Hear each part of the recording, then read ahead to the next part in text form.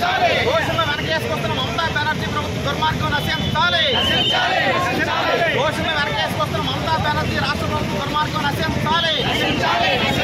Medical విద్యార్థుల అత్యాచార హత్య నిందితులు కఠినంగా శిక్షించాలి. మెడికల్ విద్యార్థిపై అత్యాచారానికి పాల్పడిన దోషులు కఠినంగా శిక్షించాలి. కలకత్తాలో మెడికల్ విద్యార్థులపై అత్యాచారానికి పాల్పడిన దోషులు కఠినంగా శిక్షించాలి. దోషులు వెనకేసుకొస్తున్న మమతా బెనర్జీ దుర్మార్గం నశించాలి.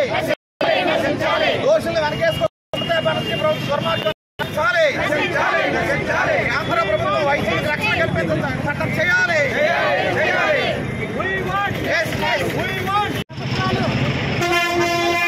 రక్షణ కల్పించట్లేదు. ఈరోజు ప్రాణాలు కాపాడే డాక్టర్ల మీద ఈరోజు అత్యాచారం జరిగిందంటే ఈ దేశం సిగ్గుపడవలసిన అవసరం ఎంతో ఉంది. ఈరోజు బీజేపీ ప్రభుత్వం అధికారంలోకి వచ్చిన తర్వాత మహిళలపై అనేక దాడులు పెరుగుతూ ఉన్నాయి. ఎన్నో చట్టాలు చేస్తామని చెప్పేసి ఒక పక్కలెళ్ళి చెప్తూ ఉన్నారు ఈ ప్రభుత్వాలు. కానీ ఆ చట్టాలు చుట్టాలకే పరిమితం అవుతున్నాయి. మహిళలను కాపాడే దిశగా ఆ చట్టాలు లేవు. అందుకని ఈరోజు మహిళలే కాదు, చాలా ఇంతకుముందు అనేక ఘటనలు జరిగాయి.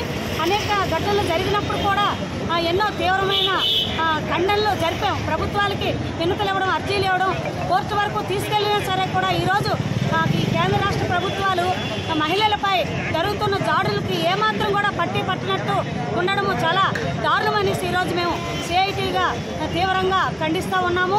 ఇంకోసారి మహిళలు ఈ దేశాన్ని మహిళలే గొప్ప అని చెప్తున్నాయి. ఒక పక్క ఈ దేశం బాగుపడాలంటే మహిళలే కారణం అని చెప్పేసి మహిళా సాధికారత అని చెప్పేసి ఇంకో పక్క వాళ్ళు గొప్ప చెప్తూ ఉన్నాయి.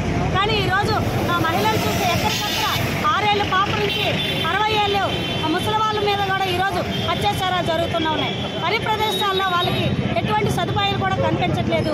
పని ప్రదేశాల్లో ఎటువంటి వాళ్ళకి ఇది కూడా చేయట్లేదు. అందుకని ఈ కేంద్ర రాష్ట్ర ప్రభుత్వాలు ఒకటే ఆలోచన చేయాలి. ఈరోజు ఈ ప్రభుత్వం ఇక్కడ రాష్ట్ర ప్రభుత్వాలు టీడీపీ ప్రభుత్వం వచ్చినా సరే, కూటమి ప్రభుత్వం అయినా సరే, లేదంటే కేంద్రంలో ఉన్న బీజేపీ ప్రభుత్వం అయినా సరే సమగ్రంగా మహిళల చట్టాలు పటిష్టంగా అమలు చేయాలని చెప్పేసి ఈరోజు సిఐటిగా మేము తీవ్రంగా ఖండిస్తూ భవిష్యత్తులో దీనికి పాల్పడితే పెద్ద ఎత్తున పోరాటాలు చేస్తామని చెప్పేసి ఈ సందర్భంగా తెలియజేస్తాం. నా పేరు అల్లు మహాలక్ష్మి, సిఐటి జిల్లా ఉపాధ్యక్షురాలు. కోల్కతా ఆర్జికర్ మెడికల్ హాస్పిటల్లో జరిగిన దుర్మార్గమైన ఘటనని సాహితీ స్రవంతి తరఫున ఖండిస్తున్నాం. ఇట్లాంటి చర్యలు పునరావృతం కాకుండా కఠినంగా కేంద్ర రాష్ట్ర ప్రభుత్వాలు వ్యవహరించాలి. అందుకు అనుగుణమైన చట్టాలని చేయాలని చెప్పేసి మేము డిమాండ్ చేస్తున్నాం.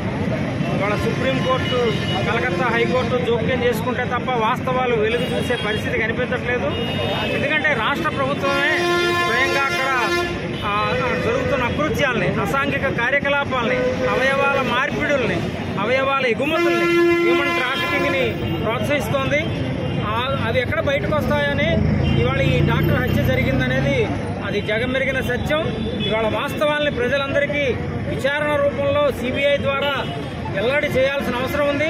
సుప్రీంకోర్టే నివేదిక అడిగింది. ఆ నివేదికని ప్రజల ముందు బహిర్గతం చేయాలి.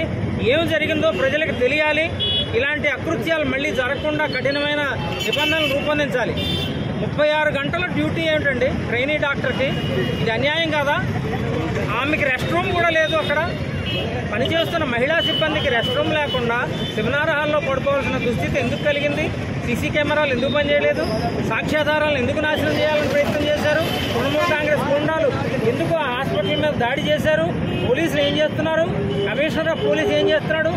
ఆ ఆర్జికర్ మెడికల్ కాలేజీ ప్రిన్సిపాల్కి హత్య చేసిన దోషులను కఠినంగా శిక్షించాలని చెప్పి, అలాగే పని ప్రదేశాల్లో వైద్య సిబ్బందికి సమగ్ర రక్షణ చట్టం తీసుకురావాలని కోరుతూ రాష్ట్ర వ్యాప్తంగా అన్ని జిల్లా కేంద్రాల్లో కూడా సిఐటి ఆధ్వర్యంలో ఈరోజు నిరసన కార్యక్రమాలు చేపట్టడం జరుగుతుంది.